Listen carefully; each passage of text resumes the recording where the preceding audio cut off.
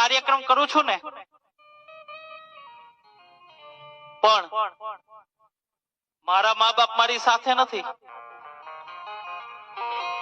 મારી વાત ઉપર ધ્યાન આપજો કે હું મારા જ્યાં મા બાપ ને ભૂલશો ને એમ કાર્યક્રમ કરું છું, પણ મારા મા બાપ મારી સાથે નથી, પણ હું એની સાથે રહું છું.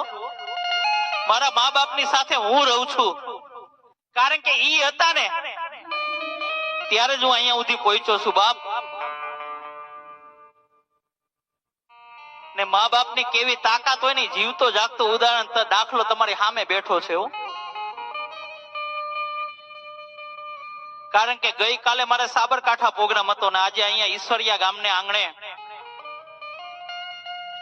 ભાવિનભાઈ, અમારા વિપુલભાઈ ગમે એમ કરીને ઈશ્વરિયા દેખાડ્યું.